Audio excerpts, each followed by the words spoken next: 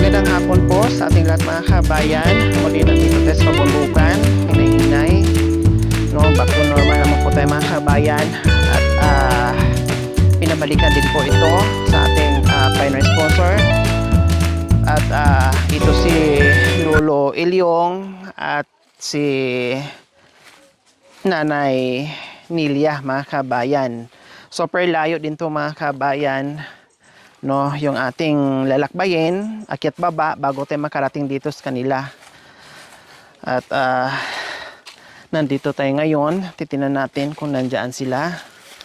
Dahil yung iba dito walang mga tao, no? At sana sila ay nandiyan lang sa bagay, mga matatanda na yon, no? Hindi na maglalakwatsa o pupunta sa kabukiran. So, syempre, no, magpapasalamat po tayo sa ating butihing sponsor kung bakit tayo nandito ngayon. Ma'am Rita from California. Maraming salamat po sa walang sawang pagmamahal sa mga kabayan natin. Kasi po si Ma'am Rita po mga kabayan, isa sa napanood si Lolo Ilyong na naabutan natin dito na kumakain, ang kanyang ulam ay asin po. So, parang nag-reflect doon sa buhay, no? Sabi ng ating sponsor, parang nakita niya dito yung kanyang ama, yung dating buhay nila na nakikita niya na nag-uulam din ng asin kaya hindi napigilan.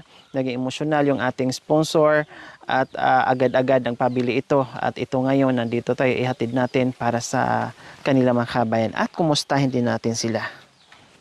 Tao po. Hello, pwedeng makapasok? Ayan, pasok tayo. Hello, Tatay Elyong. And Nanay Nilia. Wow, ano po yan? Umiiyak din kanina yun. O, bakit umiiyak po kayo? Nakita ka na kanina po. Yun ako, matibay naman ito. Naging emosyonal si Lolo Ilyong dahil natanaw po pala tayo mga kabayan. Diyan pala. No? Hindi po. At hindi napigilan, napaluha, napaiyak. Okay lang po. Relax lang po kayo. Wala naman gumanayos Tatay ba, Ilyong, man? kumusta po kayo? Duto. Kamuting kahoy. Na nilagang kamuting kahoy. Oo. Masarap po yan. Opo. Sarili niyo pong tanom o sa anak niyo po. Oo. So ayun po mga kabayan, no. Talagang ganyan. Pag dating natin sa mga kabahayan ng mga katutubong Aitas, kamuting kahoy, kamuti, gabi, no? Kasi ito, kaya hindi sila nawawalan ng pagkain dahil nawawalan sila ng bigas. Pag walang bigas, ito, busog na sila, no? Hindi sila matutulog na gutom. Pero, ganun pa man, nangangailangan pa rin sila ng bigas mga kabayan. Kailangan pa rin nila. Kaya pag lumaki na yung mga root crops nila, yung mga pananim nila, ay kahit pa paano, magbawas din po sila niyan ng pangbili ng bigas. Pangbenta nila para makabili sila ng bigas. Hindi pwedeng lahat ibenta kasi mamaya maubos yung bigas. Wala na silang pagkain. Mauubusan na po kayo. Hindi baling mag-uulam po ng asin. Basta ang importante, may bigas po. Ayun. Diba? So, ito yun mga kabayan, no? Ma'am Rit, nandito na kami. Ma'am Rita, nandito na kami sa gusto niya pong paabutan ng biyaya. So, ito, si Nanay Nilia, no? Tamang-tama. Dumating tayo at patapos na rin siya magbalat ng o magtalit ng kamuting kahoy at ilalaga na po yan. Malamang, kasi tapos naman ng halian, ito na naman siguro ang kanilang hapunan. Tamang-tama po sa oras. Lalambot yan mamaya. O, kundi naka-ready na, dahil alam naman natin pag nandito sa kabundukan, ay kailangan maaga, no? Maagang kumain dahil walang ilaw. Although yung iba, meron naman solar light, pero iilan lang. Ayan. Hapunan na po yan, Nanay Nilia. Opo. Wow. Ilagay nyo? Lagyan nyo po ng gata? Or Asukot. asukal lang po? Opo. Yung iban asin, Nanay Delia. Opo. Ako rin, ganun po. Yung iba po, Opo. Gagawin ko na lang po sa asukal. Lalagyan ng asukal, tapos sili. yung kung hindi naman po. walang Or asukar po. asin. Asin at saka sili. Opo. Kung walang asin po, Yun, asukal. Asukal. Pag walang asin. Pero mas masarap siguro kung konting asin, ano? Opo. Saka konting anghang. Opo. Hindi ka maumay. Sa bagay, pag naglagay ka ng asukal, kunti lang, huwag lang masyadong madami kasi nakakaumay din pag sobrang tamis. Wow, ang sarap talaga ng pag-fresh. Ang sarap talaga ng mga root crops sa pagbagong pitas. Tapos sabay laga.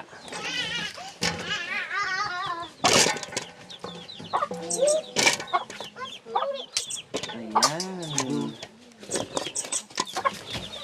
Panguyas man basong tananoy sa talaga, Rose.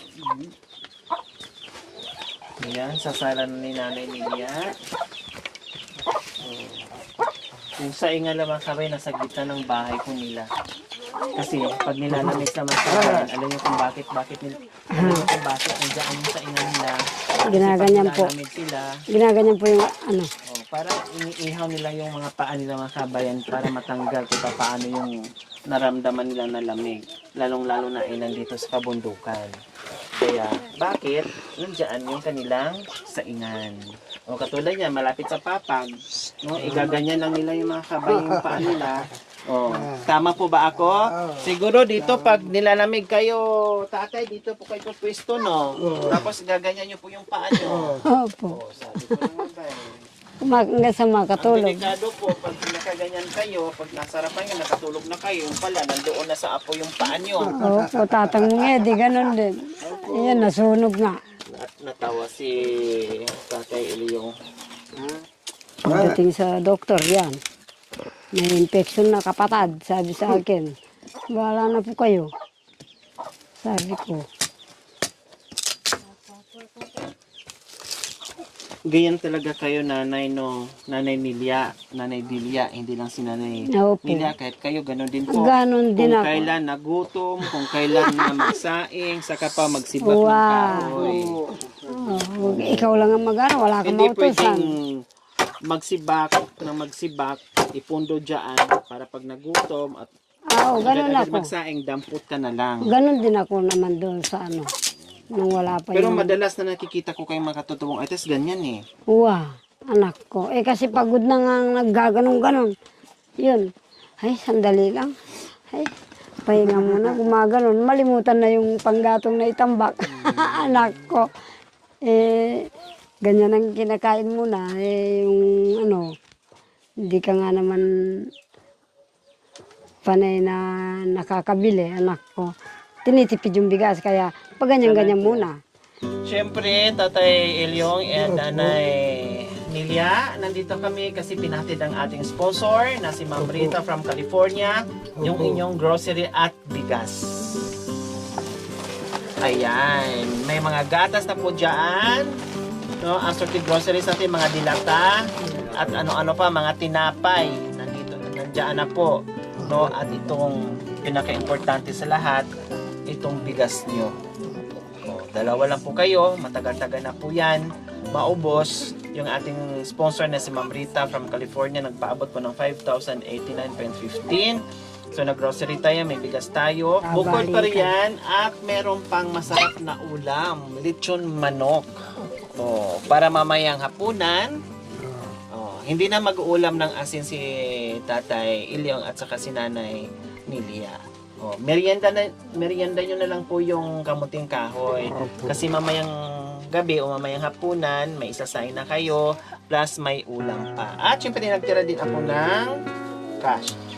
Ayan po, may cash kayo na 1,000. Sukli ba man? Po yan ng Apo. kung ano pang kulang dyan sa binili Sukli namin ba grocery. Okay, so masaya si Tatay Ilyong and Nanay Nilia.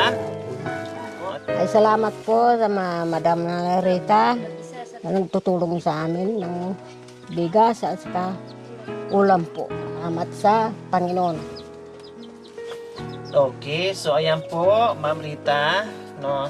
Gaya nga ng sinabi ko kanina, malayo pa lang, natanaw tayo ni tatay doon sa pagbaba natin. Kahit malayo kami, matulungan kami. Madam Rita. Ayan, kahit malayo daw po sila, pero nabalikan at nabigyan muli ng biyaya. Totoo po yun. Super layo at nandito pa rin ang buong team, umakyat baba sa kabundukan para maihatid yung ating pagmamahal, lalong-lalo na sa ating mga seniors. Kaya tayo, bago tayo bungad pa lang, no, pagbungad pa lang natin kanina ay napaiyak na, napahagulol na si Lolo Ilyong dahil sa nakita niya mga biyaya na pinagkaloob sa ating Panginoon. Kaya maraming salamat po muli, Ma'am Rita from California. Salamat po sa inyong ganito ang puso. Naway pagpalain po tayo ng Panginoong Diyos araw-araw. Naway ibigyan po tayo ng kalakasan ng katawan sa araw-araw. Naway ibigyan po tayo ng mahabang buhay. Pang sa ganon, marami po tayong matulungan ng gaya nila. So mga kabayan, huwag niyo pong kalimutan, pakishare at subscribe sa aking YouTube channel, Lori Aquino Talita. Maraming salamat po, Gabi sa Sol. Bye po, Nanay Nilia and Tatay Ilyong. Ayan, hanggang ngayon ay umiiyak pa rin si Tatay Ilyong. Thank you for watching. Don't forget to like, share, and subscribe. Hey there. Subscribe to my channel. And also press Lori this bell Aquino icon. Talita, mabuti ang puso, di kayo hahayaan, tutulong sa mga kababayan.